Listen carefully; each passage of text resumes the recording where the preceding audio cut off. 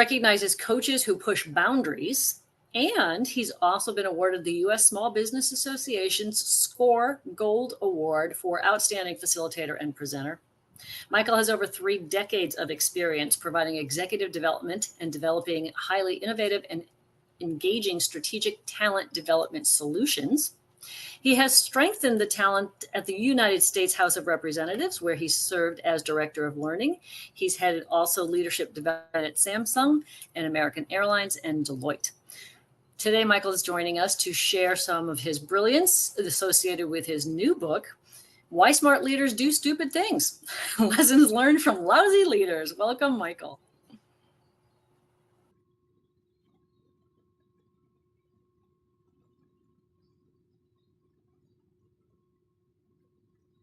Hello, everyone. Thank you, Nanette.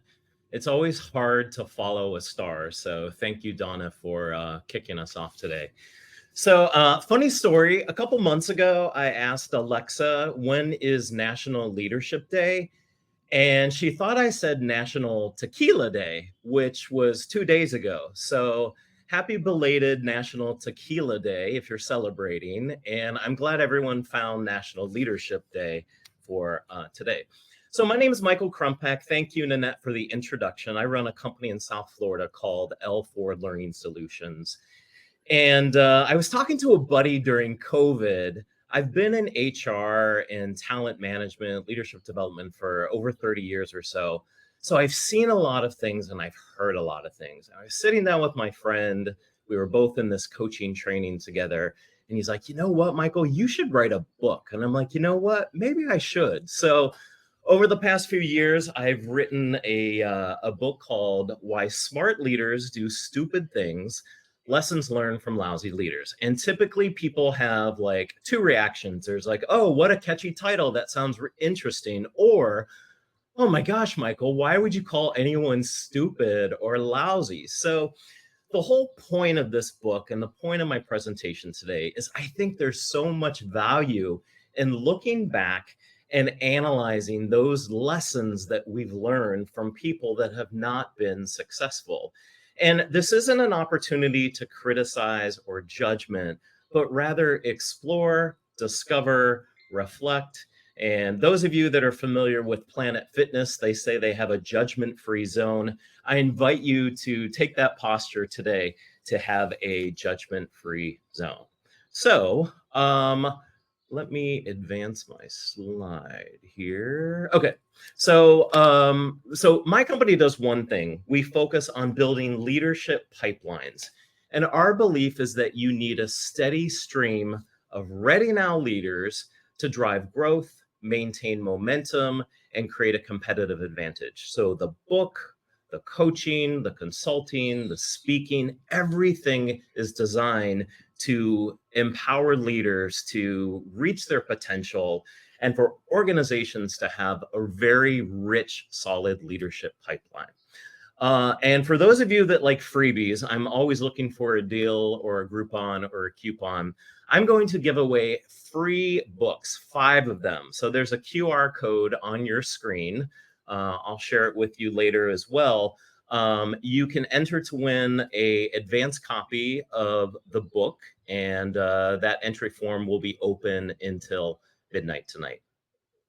So we've worked in a lot of different organizations, technology, retail, government, consulting, and no matter the industry, leaders struggle with the same things. And leaders are, getting some pitfalls and kind of stumbling a little bit. So today's roadmap is I want to talk about this construct of lousy leaders. What do they do? Why do they do it? And what can we learn from them? And the goal is to help you and the people that you lead become legendary leaders. And I also have a model that I'll share with you about what good legendary leader looks like. And like I said, scan the QR code if you'd like a free book. I think you'll find it enjoyable. So, all right, so this is now an opportunity for you to answer a question. So without giving names, without giving companies, I would like you to share with me, if you would be so kind, in the chat pod, what are some examples of behaviors and characteristics of your worst leader ever.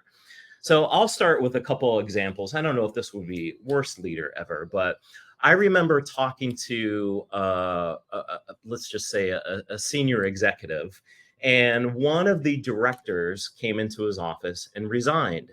And right after she came to me and she's like, "Oh, it was so good. He said, you always will have a home here." And then about an hour later, I spoke to this leader and he's like, "Thank God she's gone. She will never be welcome back here." And I'm like, "Well, wait a minute. Why did you tell her that she would like always have a place here if that wasn't true?" So I think it's an example for me about being honest and authentic.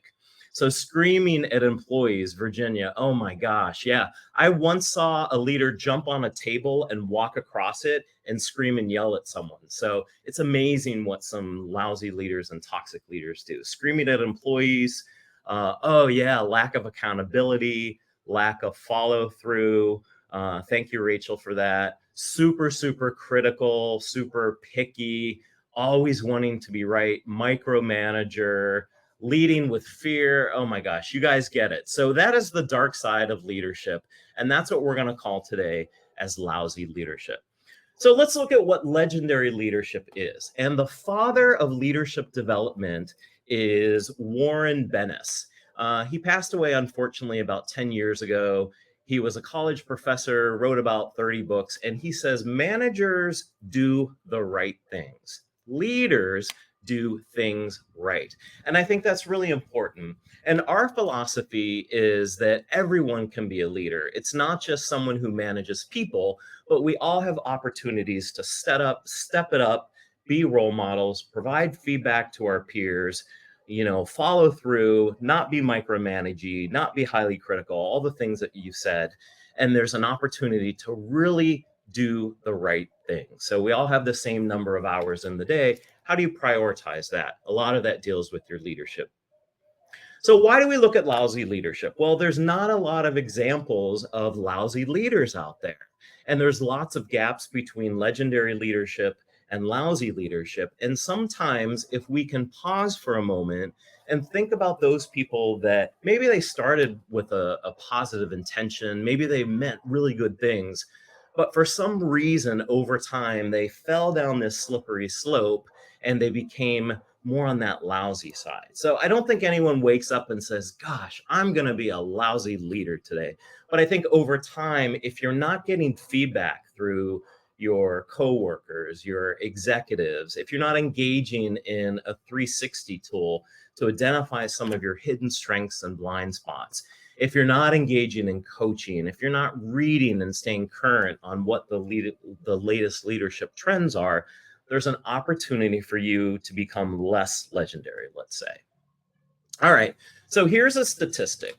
What would you say if I told you 82% of pilots lacked basic flying skills? Would you be willing to get on an airplane? Well, I don't know about you, but I think air traffic would be completely remedied because I don't think a lot of people would want to hop on an airplane.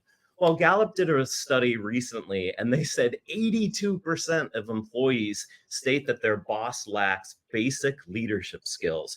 And I think that is terrible. So hopefully you'll join me on this mission to really identify lousy leaders and make the transition to more this legendary mindset. So first of all, I want to say thank you. I did reach out to a few people before today, and I'm like, tell me what's going on with leaders. What are some challenges? And we did this during COVID as well. And this is what we're finding. Things are very, very different than they were even 4 years ago. We have a semi-remote environment, maybe all remote, hybrid. We have an opportunity to work so fast and quick and be adaptive and be resilient. There's so much new technology. AI has been a really big game changer. There's an opportunity to drive innovation. Leaders are really challenged because they need to sharpen their communication skills.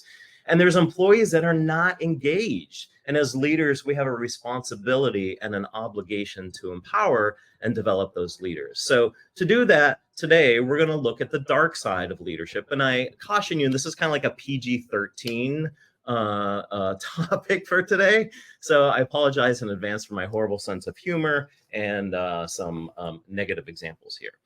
So I don't know about you, but I'm old. I remember driving home from work, stopping at Blockbuster, getting a movie, grabbing a pizza, going home, and just chilling. And I remember walking through Blockbuster, the smell of popcorn, the smell of the old carpet. It was just this nostalgic experience. And what's interesting is I mentioned Blockbuster because their leadership missed an opportunity. In 2000, they had an opportunity to buy Netflix for how much? 50 million. They're like, holy heck, that's way too much. Well, Netflix is doing $82 billion of revenue a year. So that's one example of not being innovative, not getting feedback, not doing your homework. And granted, they had some financial challenges. They would have a hard time acquiring Netflix during that time. But there's some lessons that we can learn from Blockbuster.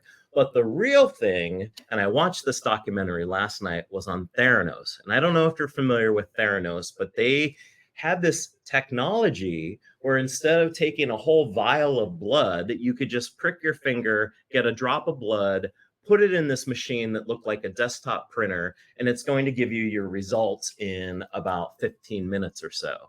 The problem is it did not work, and they lied. They took millions and millions of dollars in investments. They falsified their findings.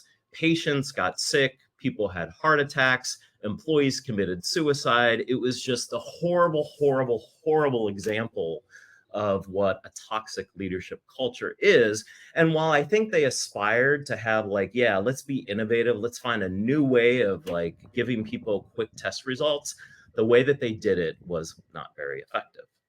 So, what makes lousy leaders? Well, it's pressure, it's stress, lack of transparency, punishing dissent, which is kind of a new word, a new buzzword. Basically, if anyone disagrees with you, you punish or you retaliate them, which is horrible. Inability to adapt, which we see is one of the biggest challenges today. And finally, their values are disconnected with the organization.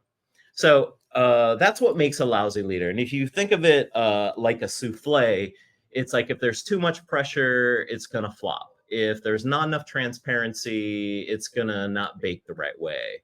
And if there's punishing dissent, it's going to burn. So I like to compare leadership to a souffle.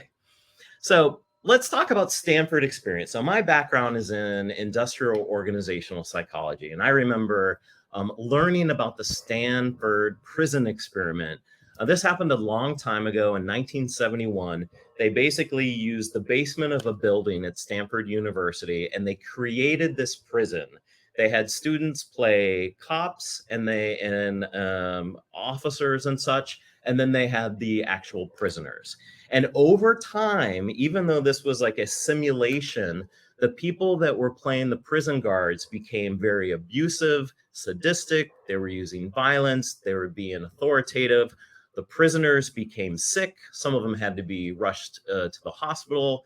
They stopped eating. They became depressed. They became anxious. And the whole point of this, after like over 50 years ago, is the work environment and the cultural pressure can really impact how we interact with our employees and how we look at our leadership.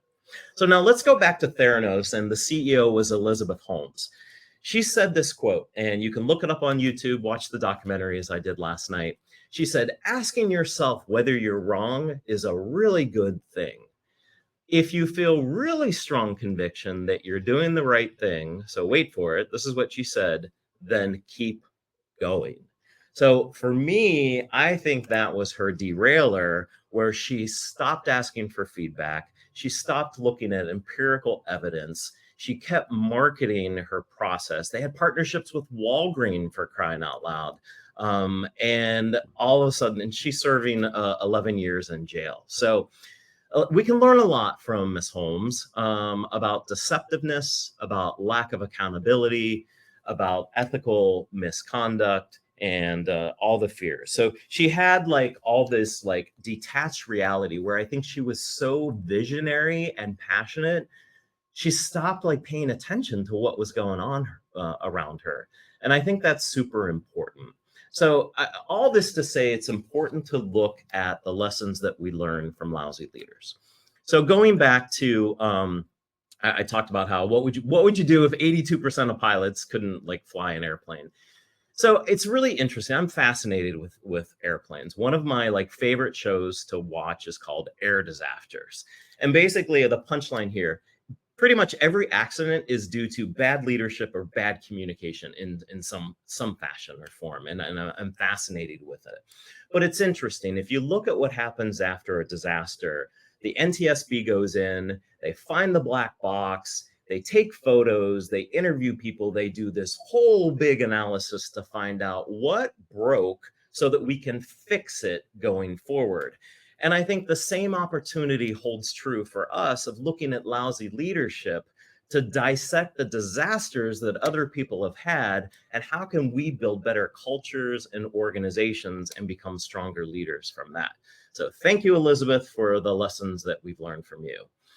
Okay, and then we have my buddy Elon Musk, and we're getting ready to wrap up in about a minute or so, and then you can start generating your questions if you have any questions for me. I love Elon Musk. I have a T-shirt with SpaceX on it. I love rockets. He's a cool guy, but he's so arrogant. He fails to consider alternative perspectives, and there's been so many times where he has made decisions without consulting his executive team, without consulting HR, without talking to customers of what they needed. And, you know, he's done a lot of great things, and I respect and acknowledge that. But he's also created a lot of mess for a lot of people to clean up. And he's also known for treating his employees poorly, expecting them to work 80 to 100 hours a week. So, again, this is a judgment-free zone, but are there things that we can learn from people like Elon and Elizabeth that can make us stronger leaders? So in summary, why leaders do stupid things: they're overconfident, they lack self-awareness, they are just not willing to change, they're poor with their communication, poor with relationship management, and whatever happens, they create this culture where they can do whatever they want and they don't have to be held accountable. And that's a big challenge. So these types of people value being right value being right over doing right, having low self-awareness or blind spots. And there's assessments, there's Hogan's, there's 360, there's a few little assessments in the book too that can help you uncover. We all have blind spots, you know, me especially. And they make tactical choices versus strategic choices. So this is our legendary leader framework. If you scan the QR code, I will share a little bit more about this.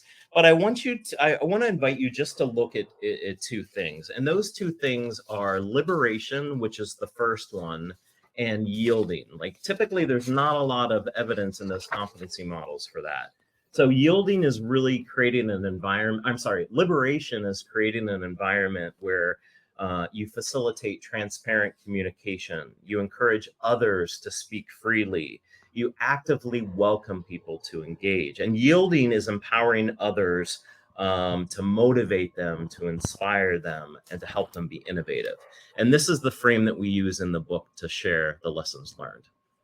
So again, we learn from others. Hopefully we increase our self-awareness, live the legendary leader framework, and check yourself and ask for feedback. So I invite you to connect with me and my company on LinkedIn. We have a newsletter. If you'd like to talk a little bit more, and if you'd like a copy of the book, scan the QR code and you can enter, and that will be open until midnight. So thank you for your time, your attention, and mostly your commitment to leadership excellence. Thank you. Thank you, Michael. That was fabulous. I love that last line, and most especially your commitment to leadership excellence. You're right, because why are people in our audience today unless they're committed to that? So I love that. We have about 2 minutes for questions, so I'll give that to the audience to pop them in. I have a couple of questions for you and just a couple of comments as well. Sure. You said advanced copy of the book? I thought the book was out. I was wrong. Nope, the book it's in manuscript. So here's what happened. My manuscript was due the end of November, and on November 1st, I came up with this legendary model. So I'm repackaging the book. So it'll be out later this year. Gotcha. Okay, excellent. I love that you mentioned assessments, because just before you mentioned that, I wrote in my notes, I'm going to ask him about assessments. So you are a fan of assessments, yes? Yes. Yeah. Yeah, I think like for our coaching, we usually start with there's a free assessment that you might want to check out. It's called VIA Characters. It's a free online assessment that's going to give you your top 5 strengths. So that's a great way to lean into your development, to play with your strengths and dial it up. For more of like director and C-suite, we like to use Hogan, which looks at the bright side of leadership, the dark side of leadership, your personality, and it enables us to really zero in at looking at what do you do in times of stress as a leader, because typically leaders they're pretty good. If things are good, there's not a lot of stress, there's not a lot of anxiety, things are going well, we're fine. But really what tests the good leaders from the amazing legendary leaders are how they can catch things in the moment, control and regulate their emotions, emotional intelligence. And the Hogan can be a nice way to identify that. So, and then also a 360, which is really good. And I doubt Elon or Elizabeth have ever done a 360, but assessments to gather feedback from your peers, your direct reports, your customers, other leaders. So, big fan of assessments and super important for all of us to take some time to get some feedback on how people perceive our performance. Very good. Thank you, Michael. We have run out of time. In order to stay on time, we will move on to our next speaker, but we have highlighted the questions that came in for you, and we will circle back to them at our open Q&A towards the end. Now I'd like to introduce Christian Anabaro.